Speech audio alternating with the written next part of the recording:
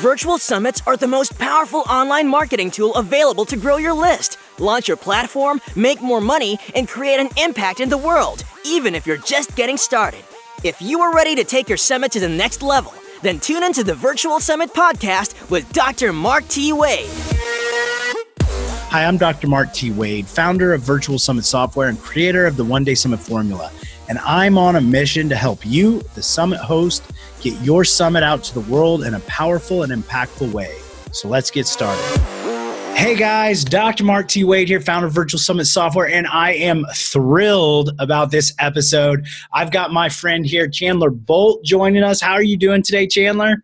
I'm great, Mark. Thanks for having me. Good to be here. Oh man, it is so exciting to have you on this podcast, the Virtual Summit Success Podcast, and to pick your brain on this because you've had some extreme success, not only in summits, but all across the board. So I know you're going to be giving some extremely valuable insight to our audience, to our summit hosts. So guys, get out your notepad, get out your pen, get ready to write down some gold. Now, before we jump into the actual details of your summit and what you've done with that, let's let the audience know a little bit about you. Tell us something special and interesting about who you are, what you do, and where they can find you.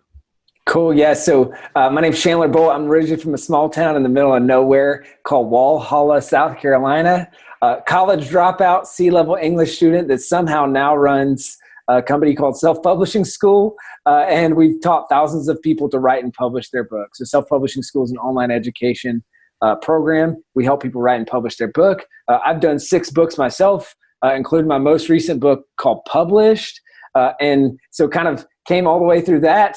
And went from someone who hated writing and hated reading to now someone who is a huge advocate for it. I call it a $15 mentor, right? You can get someone's life's work. Everyone wants a mentor and they're confused about how to get one. Well, there's tons of them called books. You can get them for $15 and you can learn all the best things from people in those books. So that's kind of my background. And we've been building Self-Publishing School from 0 to over $10 million in the last 4 years. So we've grown a ton, and I'm sure what we'll dive into here is a big part of that growth was virtual summits. So I'm sure we'll talk about this, but literally doubled my business for the year in 2015 in 1 month, in July of 2015. We doubled our revenue for the entire year, and we were able to hire our first employee based off of summits. And really our summit that year and our summit the next year kicked off this whole thing with Self-Publishing School. So it's been a pretty wild ride since then. That's incredible. I mean, who wouldn't want to double their yearly income in 1 month? I mean, I know we've got our summit hosts on the edge of their seats now. And before we continue moving forward with that, where can they find you at? Yeah, so I'm on Facebook and at self-publishingschool.com. So that's our main site, selfpublishingschool.com. We've got the blog.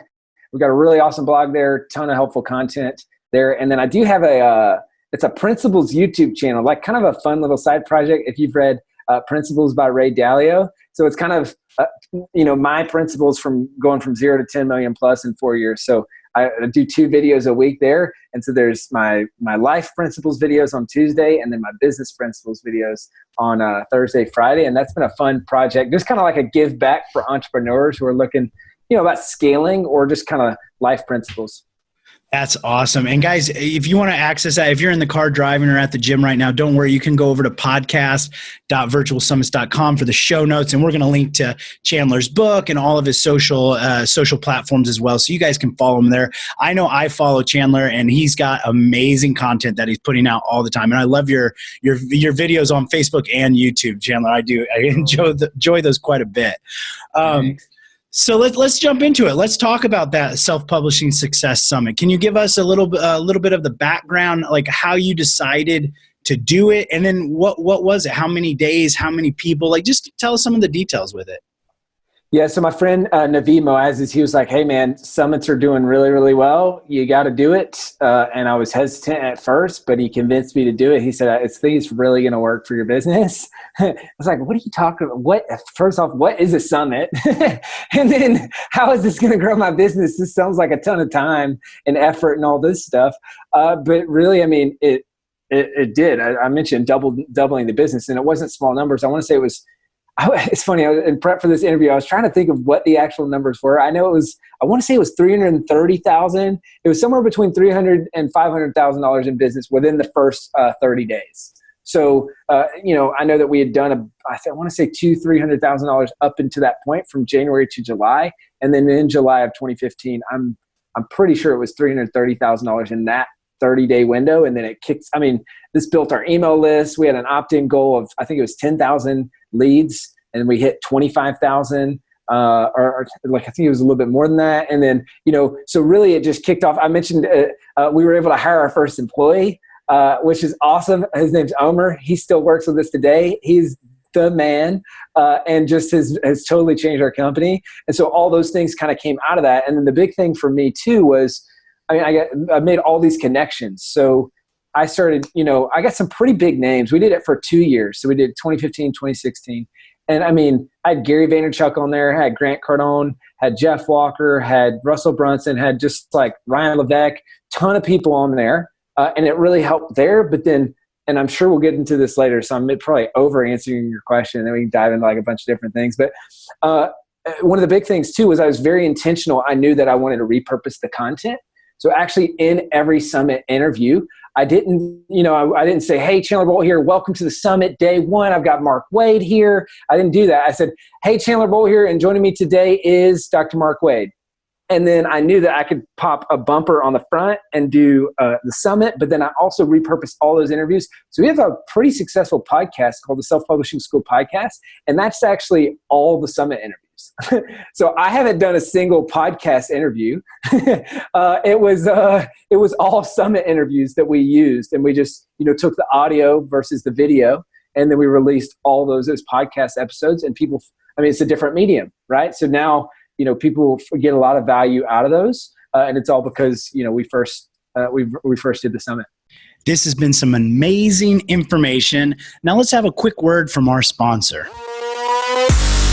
Virtual Summit's software makes hosting a summit easier than ever. The only software in the world designed specifically for hosting a summit lets you set up a summit in a matter of hours with no tech skill or team needed. You can try out the Virtual Summit's software free at virtualsummits.com. But hurry, this is a limited offer. No, that you bring up an amazing point there. One that it deserves us kind of highlighting is when you run your summit, as Chandler just said, you don't need to just think summit here. You can repurpose that content as Chandler did with a podcast. You could also, pop that into Rev and have a transcript, have blogs going on there. You could use that into videos, so your YouTube channel, as well as, we teach a strategy where you take those concepts and you can actually map out a framework for an actual course based on the modules and the concepts and stuff. So it's a really intelligent way of doing it. And obviously it's done very, very well for you, Chandler. Let's look at one specific point. What's something you loved about that summit? Like when you ran the summit, what was something that, other than the leads and the money, like what was something that was really beneficial for you? Oh man, so much momentum and relationships for my business. So, just really getting to know people that I wouldn't have otherwise known, and getting introduced to all those folks. I know you and I were at a mastermind, and Grant Cardone's right-hand guy was there, and he's like, oh yeah, we talked. And I actually had totally forgotten that we talked as part of the summit. But I was like, hey, great to meet you. He's like, oh, I've met you before. You interviewed Grant. I'm like, oh yeah, oh my gosh, you're totally right. And so, it's just all these relationships with people that I, would have never otherwise met. So that was really helpful from just, coming into the industry and getting known and all that stuff. But then also just the momentum. Those people are bought in. The people who watch these summits, like actually right now, it's just thinking of this as we're talking, one of my best employees right now, she's incredible. She first heard about us from the summit, and then a year and a half later, she worked. She joined our team. She brought in $1.6 million in sales last year. She's on our sales team. So that is just one example of just like the hidden benefits that you would have expected. That's such a great point there, Chandler. Absolutely love that. Relationships are so important. Obviously, for me, one of my core values is your net worth depends on your network. So looking at the relationship aspect is so important. Let's look at the other side of this. what's one thing now with your experience having run 2 extremely successful summits? What's one thing you would change about the summits you ran? Oh man, one thing I would change, gosh, there's a lot of things I would change, and there's a lot of things that you learn kind of the hard way and you screw it up and all that stuff. So one of our core values at Self-Publishing School is fail fast, fail forward, fail often. So I'm just a firm believer, if you don't fail, you're not learning. But kind of similar to I love snowboarding, and if I'm not falling on the mountain, then I'm not going fast enough, right? So we're a firm believer in failure. And so with this, I failed a lot. And so one of the things is we didn't have enough server space. So our website actually kept crashing because we would do, the interviews would be launched live. So, or they would be, you could air them at X time. They were all pre-recorded, but you could air them at X time. So everyone would be sitting there refreshing the thing. And so, we weren't expecting, but 10,000 people, and then there were 25,000 people. And so Omer, our first employee, we handed him a Zendesk login. And we said, hey, we've never used Zendesk. We just set it up. There's 1,000 support tickets in there. Have at it. And this is all these people who the server was crashing. So that was one thing I'd probably change. One thing that I've seen that people are doing really well is having a limited time offer on the thank you page for the All Access Pass. So the All Access Pass, being the recordings and all of those things. We did that, but we didn't have a one-time offer on the thank you page, which I know that a lot of folks have used that to seriously up the conversion on the thank you page. So instead of having, hey, $99 for the All Access Pass or something like that for the first 4 days, a lot of folks will do, hey, there's a 15-minute timer, and then you can even get it for less than that if you purchase it immediately. And I know a bunch of folks that have had really good success with that. So that's probably one thing that I would change. And then, I don't know, maybe one thing that we did well is I feel like there were a lot of things that we were very intentional about. And I know this isn't exactly your question. I'll just detour on this for a second, maybe circle back. But I feel like, I don't know, I asked myself when we came into the summit, I said, all right, I don't want to just do a summit the way everyone else does. I want to just raise the bar and have a high quality bar. And so, we didn't have any pitches besides me at the very end for Self-Publishing School. So that was like the only thing. So we didn't allow people to pitch. I themed it. So it was very clear both for for me, the interviewer, and the interviewee, what I was going to ask them about. And we themed it that in a way that lined up with Self-Publishing School. So there was a writing, like 2 days on writing. There was 2 days on marketing. There was 2 days on scaling your business using a book. And so, it was very clear. And I feel like that helped people to get more out of the summit as attendees because they knew what they were getting. It wasn't just, here's Grant Cardone and like, just come because he's popular. It was like, hey, Grant Cardone's going to talk about Seller Be Sold and how you can use sales skills to sell more books, right? It was like always very specific, like here's the exact thing that you're going to get and here's where that fits in the grand scheme of things. Or like, here's how this author, like Jay Papasan of The One Thing uses time blocking to actually get your book done. So it's like combo The One Thing. Okay, I love that book, but more specifically, here's how this is going to help you with your book. And then we've got the author here that's doing the interview. So I feel like that's one thing we were very intentional about. That's genius right there. I love that. And especially I talk strategies a lot on like the 1 day summit. And one of the core things we talk about is being extremely specific with the problem you're solving. So this is actually a great example for our summit hosts that are doing multi-day summits, how you can still be specific for each of those days and even each of those categories. That's a great example there. Let's look at the promotion side of things, because this is an area that a lot of summit hosts have concerns or uncertainties with. What did you guys do to promote your summit, and maybe what was the most effective thing that you did? Yeah, great question. So we had I think it was Matt McWilliams at the time was running our affiliate program. Those guys did an awesome job. And one of the, there's a bunch of different things that we did. We were very upfront about it. And I think the big mistake that a lot of people make is they try to just slip it in the back door, like right after the interview or anything like that. And they're like, oh, by the way, you need to promote this. And I just was very clear, like from the get-go, either this was someone who was going to promote or someone who wasn't. And it was a requirement for just about everyone. Now, I know people have differing opinions on that. It worked decently well for us. But for the big thing is, well, I guess maybe two main takeaways is number one, well, three, I guess. Be very clear up front. And so we did that. But then the two other ones would be just making it a huge win for the affiliate.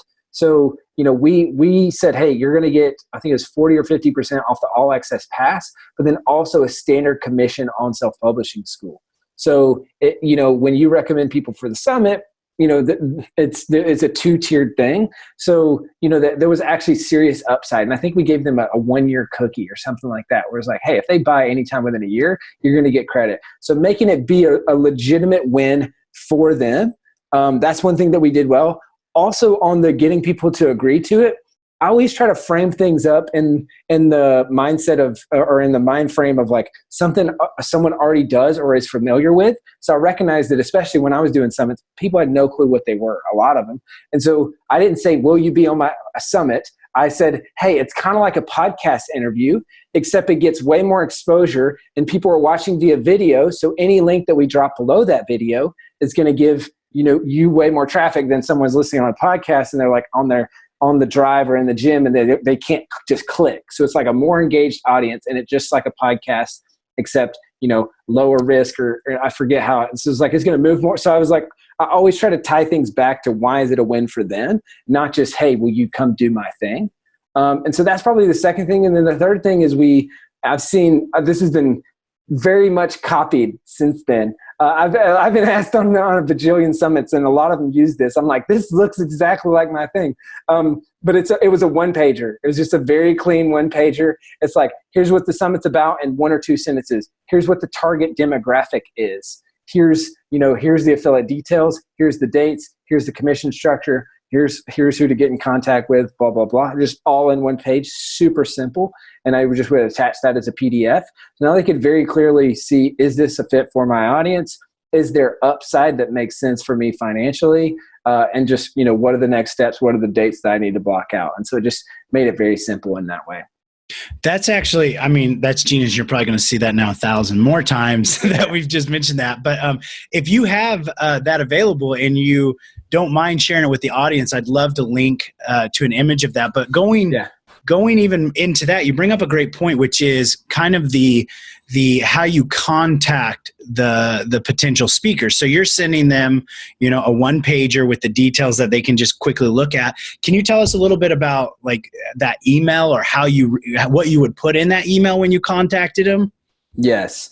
So I think there was some templates that I kind of created that I would send out, but it was very personal. It was the subject line was often like, let's talk about your book or helping out with your book launch or like something that was you or them. So it's like, and so I especially realized early on that I could get the biggest names if they had a book launch coming up. And people would do crazy stuff when they're launching a book. So, that's when I can get yeses. So I was like, hey, let's help out with your book coming out soon. And we're going to move some books. And then that was the frame. And then, oh, by the way, it's an interview, and it's a summit. So it was not like subject line, will you come interview for my summit? It's very like my summit, me, right? No, it's your book. Let's talk about books or let's talk about your book. And so I just framed it up in that way. And then it was, say, hey, here's the thing. Here's the thing. Here's how many people that we're expecting. Here are people that are in for this. And I kind of use the stair-step approach. So I've talked about this a little bit before, but kind of like C, B, and A level influencers or speakers. So I always go for like, what's the personal connection to someone that I have that's the highest up on the ladder? So whether it's C, B, or A, and what are the easy yeses? So that's what I did is I got easy yeses from as big names as possible. And then I would go to people that they knew that were, a rung above the ladder or whatever, B, C, A level, just using generalities here. And then I would say, hey, so-and-so's in for this. Are you in too?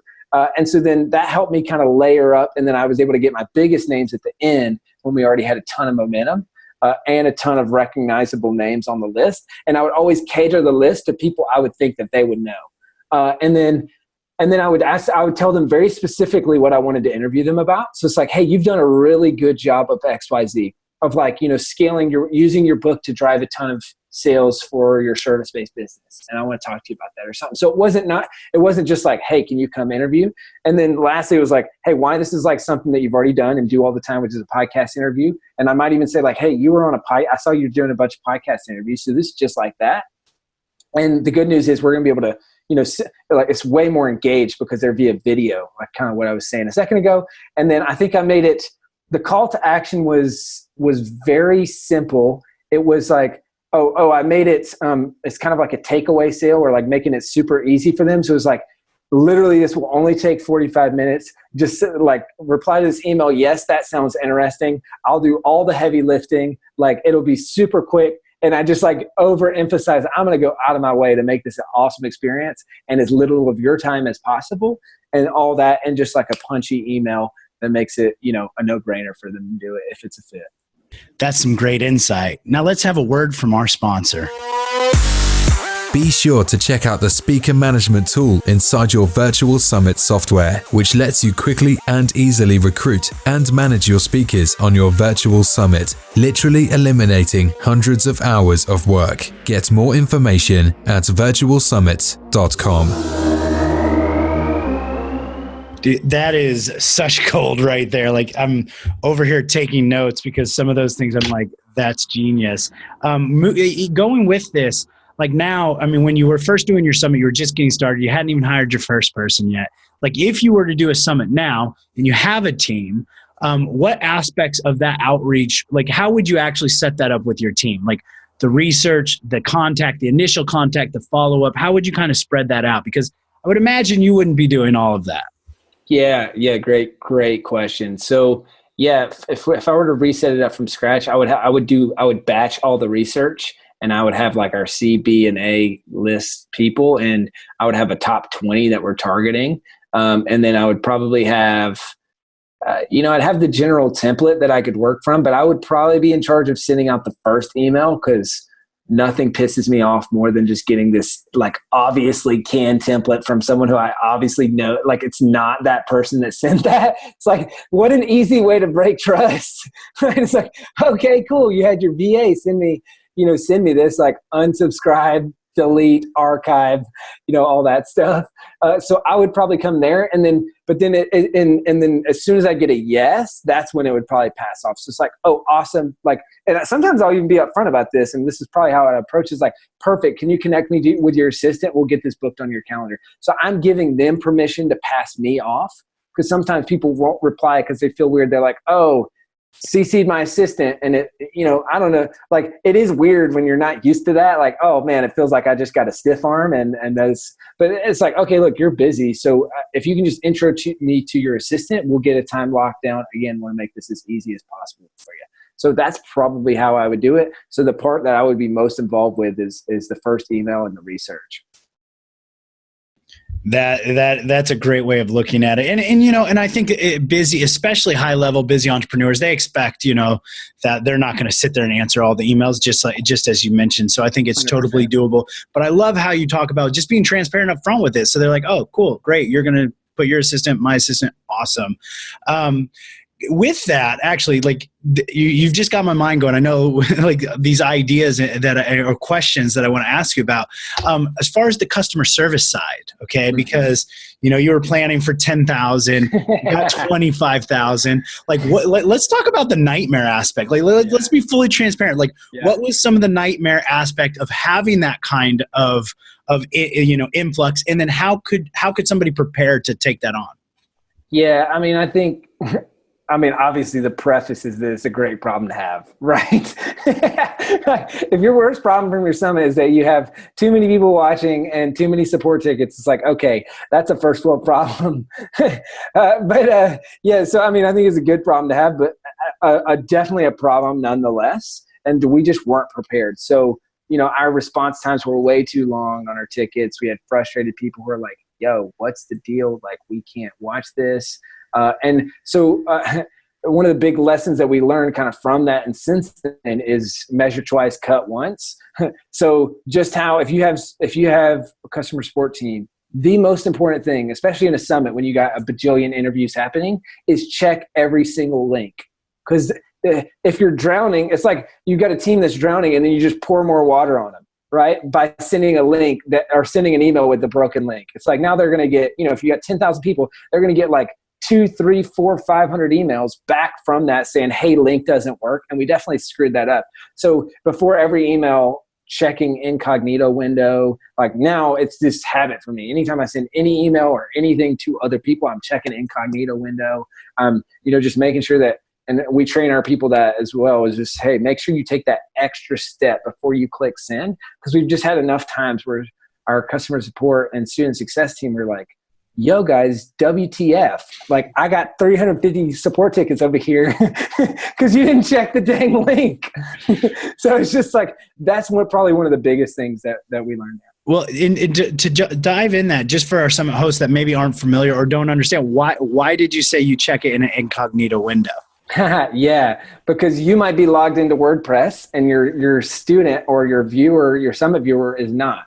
Right? Or I've just seen so many things, whether it's a YouTube link, whether it's a WordPress link, whether it's just, a link, like any other type of link, whether it's, any link really, there's a potential that you're logged into something that's affecting how you view it. So an incognito window basically says no cookies, no cache, no any of those things. How is someone else going to randomly see this? And if you really wanted to go the extra mile, you would say, let me look at it on mobile and let me look at it in Firefox and let me look at it whatever else. I found that, the 80/20 is one incognito browser. And that's kind of like a nice mix between I'm measuring twice, cutting once, but also I'm not taking, an hour and a half to check every possible scenario. No, it's such a great point. I haven't even heard anybody mention that previously. I'm glad you brought that up. I know I've had that same aspect, for example, with our virtual summit software. When I'm logged in as the administrator, I get immediate access to everything with every link. But obviously, an attendee or whatnot, if they click the link, they're going to see something completely different. Mm-hmm. So that is such a good and powerful lesson right there. Let's take it a little bit more from an impactful or personal approach. You mentioned this kind of already with the woman who now works with you, but can you give me another example of someone whose life has changed because in a positive way from your summit, from accessing your summit? Oh gosh. So many. We had so many people that joined self-publishing school as a result of it, and then went on to do a lot of amazing things. We had so many people who, it's amazing. I've been traveling around doing speaking a lot lately, and so many people come up to me and they're like, hey, I was on your summit.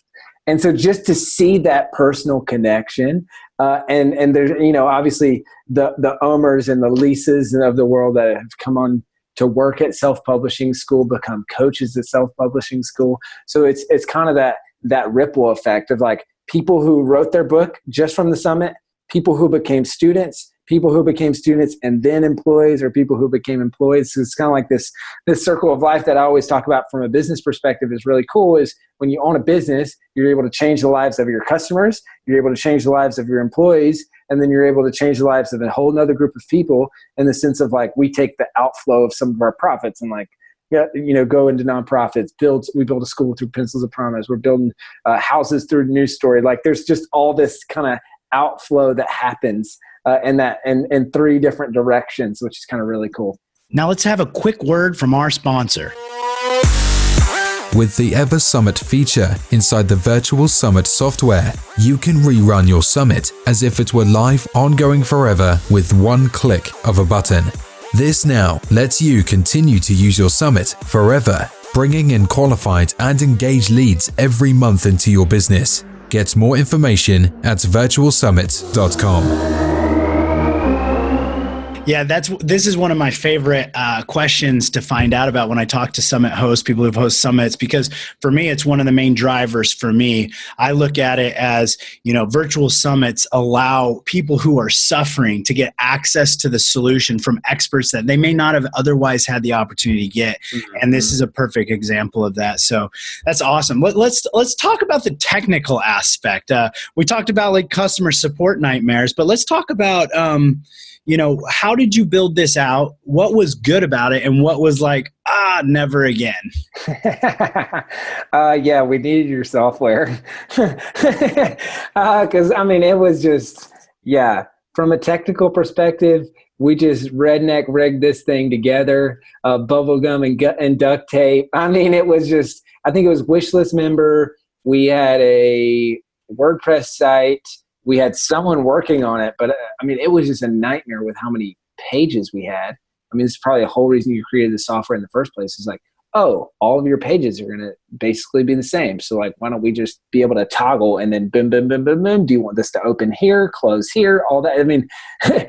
But we're having to manually do all those things, scheduling WordPress edits where it's like, make this available at X time, close down this page at X time, all these things. And luckily we had a good team because I don't have a clue how to do any of that. But we probably spent, 5, 10, 15 times what we could have just paid to use your software. And we could have had, probably someone on the team internally or an intern or something like that set it up. So that was definitely a lesson learned. And not to mention, we wouldn't have had all those support tickets and server mistakes if we would have been using the software like this. So, that alone, like if it was even in the same amount of setup time, same amount of all those things, just to have the server support and flexibility, if it ebbs and flows, that would have been a big difference. But it was definitely a learning curve. And the second year was like slightly better because we just had systems and processes and all that stuff. But it was kind of, of a repeat in terms of it was definitely a lot of work. Yeah, we've definitely come a long way since 2015, but like you were one of the pioneers out there, and the fact that you created the success you did is just outstanding. So hats off to you from that aspect as well. So like now, knowing what you know, having run 2 extremely successful summits, what would you go back and tell yourself right before you were to run your summit? So many things. The whole, doing it, doing the one-time offer, temporary thing on the thank you page, that was a big difference. Oh man. Is there anything from a mental standpoint, maybe mental, emotional, or, even preparation? I would say from a confidence perspective, I've gotten a lot better in interviewing since then. So my brain always goes towards tactical stuff. So it's like, okay, cool. We could have done that one-time offer, or we could have done, X, Y, Z differently. So I probably would have embedded more stuff from self-publishing school earlier in the summit and given people an opportunity to buy, because we waited till the end, and just sometimes people lose interest when you have a longer summit like we did. It was like a long summit. I think it was 7 or 10 days or something. It was a long time, and a lot of interviews. So interview fatigue, I think, is a real thing. I think, looking back at the beginning and at the end, those are the places where you have the most people's attention. So making sure that you utilize that, that's one thing. And then from a mental, emotional perspective, I think really just, there's a great audio book called Extreme Confidence by Jack Canfield that I would probably listen to before I did that. I wish I would have listened to before I did that. And then just having guiding questions and not being too scripted. So, I think this is something I did pretty well, but maybe not necessarily for the first few interviews, but I was able to ebb and flow and then get my confidence going because I had guardrails, but it wasn't like, oh, this is the next question that I've got to ask, even though what you just said was super interesting. So that was one of the feedback I got, is that it didn't feel scripted, or it didn't feel all that, because it would ebb and flow. And then we had guiding principles and intentionality to the questions that were being asked. Well, that brings up a great point, because you've had the benefit of being both a host and you've been on a lot of summits and podcasts. Like, what is something that our summit hosts could do to help improve their interview abilities? So the biggest thing for me, kind of being an interviewee, that I would recommend is just being very clear before the interview on what's the intention of the interview, and then who's the audience that you're speaking to. So those are two, as a speaker or as someone who's being interviewed, those are the two things that if I know that, I feel like I can perform at a high level. If I don't, it's hard for me to perform at a high level. And I know certain people have certain preferences, which is some people want to show up and have every single question scripted and they know it ahead of time. And I certainly had some of my I think one or two of my bigger time guests, they were like, send me the questions ahead of time. And they were very prepared to answer those questions. I like to be a little bit more off the cuff, but at the same time, if I don't know who I'm talking to and what the intention of the interview is, it's hard for me to do well. So I just had, and this helped with confidence as well, especially when you have big names, is I had a 90-second spiel that I gave to every one. I was like, hey, this is going to be 45 minutes at the most. Here's who you're speaking to, blah, blah, blah. Here's the intention. So I'm going to really ask you a lot about this. I also mentioned, I said, hey, this is going to be evergreen, and we're going to promote this in a bunch of different ways and podcasts and all that. So please do not mention anything that has a date or anything like this that would date this interview, because we want to make sure we get you as many eyeballs as possible. So we're going to keep using this for years. And then, all right, sound good? Cool. Any questions? All right, let's do it. And so just being respectful of people's time, setting expectations and diving straight into it, and I think that makes for much greater interviews. So good right there. And that goes right back to what we were originally talking about, being able to multi-purpose the content. So yeah, that's key. It's kind of hard, if people throw the dates in there or, it's snowing out today or whatnot. So I do love that. Well, we're going to be wrapping this up here. And I know our summit hosts are always looking for speakers, and Chandler, you're an expert on your topic and your niche. What would be something that they could reach out to you about that you would want to be interviewed on, and where would they get in touch with you for that? Yeah, so all day, every day, I'm talking about how to write and publish a book and how to use a book to grow your business. So we've got me, we've got actually a few people on the speaking team here at Self Publishing School. So you can go to self-publishingschool.com, and then in the footer it says book Chandler Bolt to speak, and there's kind of details on that. It's our speaking page on me and our speakers, and then or you can email Pedro at self-publishingschool.com. So Pedro's on the team at Self Publishing School, and he handles all of our speaking stuff. So that's a great first step. Yeah, Pedro's awesome. I had the pleasure of meeting him as well. So that's great, guys. I know you're going to be reaching out to Chandler. We're gonna wrap this up. Chandler, do you have any other final words of wisdom or anything you'd like to let the audience know about? Fail fast, fail forward, fail often. If you're thinking about doing a summit, do it and don't worry about screwing it up.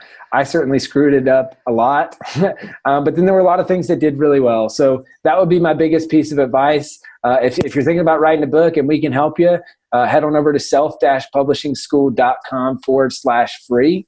We've got some free training there. We've also got a blog post on how to write a book that's just really, really good. If you search how to write a book, I think it's like number 1 or number 2 on there. And those are kind of the 2 most helpful resources that we have. I just want to say thank you again so much, Chandler. And I know you got a busy schedule, and taking your time out to share this knowledge and wisdom is so valuable for our summit hosts. So thank you so much for that. Yeah, Mark, thank you for having me. You're the man. I appreciate you. Awesome. And guys, I just want to end this episode by saying, I believe in you and you can do this. Summits are by far one of the most powerful ways to quickly grow your list, launch your platform, and make more money, even if you're just getting started. So don't get caught up in that analysis paralysis, because the world needs to hear your message, and there are people who are waiting for you to help them. So just get started. As Chandler said, imperfect action is even better than doing nothing. So thank you, and see you on the next episode. Thanks for listening. Now don't forget to subscribe and leave a 5-star review on the Virtual Summit podcast. Head over to the show notes to check out all the links and resources from this episode, and be sure to grab your free trial of the Virtual Summit software. Now, I want to end this episode by saying to all the Summit hosts listening right now, I believe in you, and you can do this. Summits are by far one of the most powerful ways to quickly grow your list, launch your platform, make more money, and most importantly, make an impact in the world, even if you're just getting started. So don't get caught up in analysis paralysis, because the world needs to hear your message, and there are people who are waiting for you to help them. So just get started, because imperfect action is always better than no action. Thank you, and see you on the next episode.